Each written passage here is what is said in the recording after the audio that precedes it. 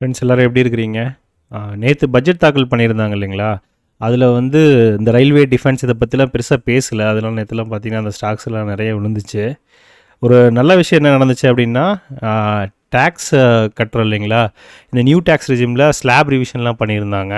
அதே மாரி அப் டூ 12 லேக்ஸ் வரைக்கும் ஸ்டாண்டர்ட் டிடக்ஷன் சேர்த்துனா 12,75,000 வரைக்கும் நம்ம டாக்ஸ் கட்ட தேவையில்ல அப்படிங்கிற மாரி ஒரு அறிவிப்பு வந்துச்சு. ஸோ அத பேஸ் பண்ணி நம்மளோட டேக் ஹோம் வந்து எவ்வளோ இன்க்ரீஸ் ஆகும்? மாசம் மாசம் நம்ம வாங்குற சம்பளத்தில டாக்ஸ் கட்டியிருப்போம் இல்லையா? இப்போ இந்த புது சேஞ்சினால வர ஏப்ரல்ல இருந்து எவ்வளோ சேஞ்ச் நம்ம நம்ம எவ்வளோ டேக் ஹோம் ஜாஸ்தியாக போகுது அப்படிங்கிறத பார்த்துடலாம். ஸோ ஒரு சின்ன ஒரு கால்குலேஷன் போட்டுருதுங்க, குயிக்காக பார்த்துடலாம். இப்போ வரைக்கும் இருக்கிறது, அதாவது அன்டில் மார்ச் வரைக்கும் பார்த்தீங்கன்னா, 3,00,000 வரைக்கும் நீங்கள் எந்த டேக்ஸும் கட்ட தேவையில்ல. 4,00,000 அப்படிங்கிற சேலரி இருந்துச்சு உங்களுக்கு அப்படின்னா, வருஷம் வருஷம் ரூ. 5,000 அப்படிங்கிறது வந்து நீங்கள் இயர்லி டேக்ஸாக கட்டுவீங்க. அதாவது மாதம் ரூ. 416 அந்த ரேஞ்சில் வந்து டேக்ஸ் எடுத்துகிட்டு இருப்பாங்க. இப்போ நீங்கள் உதாரணத்துக்கு ஒரு ரூ. 50,000 சம்பளம் வாங்குறதா இருந்தீங்கன்னா மாதம், உங்கள் வருஷ சம்பளம் ரூ. 6,00,000 இல்லைங்களா? ஸோ நீங்கள் எவ்வளோ கட்டியிருப்பீங்க மாதம் மாதம்? இங்கே பார்த்தீங்கன்னா இந்த இடத்துல ரூ. 1,250 நீங்கள் மாதம் மாதம் கட்டியிருப்பீங்க. ஓகேங்களா? அதே மாதிரி உங்களோட வருஷ சம்பளம் 12,00,000 அப்படின்னா மாதம் ரூ. 1,00,000 சம்பளம் வாங்குறவராக இருந்தீங்கன்னா, நீங்கள் மாதம் மாதம் எவ்வளோ கட்டியிருப்பீங்க அப்படின்னா ரூ. 6,666 கட்டியிருப்பீங்க. ஓகேங்களா? ஸோ இதெல்லாமே வந்து உங்களோட பழைய அதாவது அன்டில் மார்ச் வரைக்கும் நம்ம இது கட்டிகிட்டு இருந்திருப்போம்.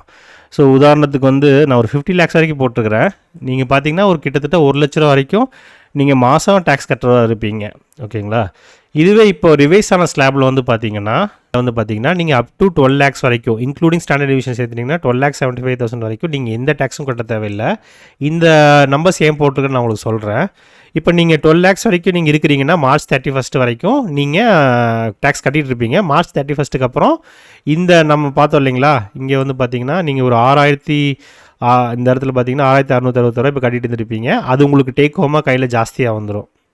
இப்போ 12 லேக்ஸில் இருந்து நீங்கள் 13 லேக்ஸ் போகிறீங்க ஒரு ஹைக் வாங்கிட்டு அப்படின்னா, ஏப்ரலுக்கு அப்புறம் என்ன ஆகும் அப்படின்னு பார்த்தீங்கன்னா, நீங்கள் டேக்ஸ் கட்டுற மாதிரி வரும். ஒரு 6,250 மாதம் மாதம் உங்கள் சேலரிலேருந்து டேக்ஸ் கட்டுற மாதிரி வரும். புரிஞ்சுதுங்களா? இப்போ 20,00,000 சேலரி அப்படின்னா நீங்கள் 16,666 மாதம் மாதம் கட்டுற மாதிரி வரும்.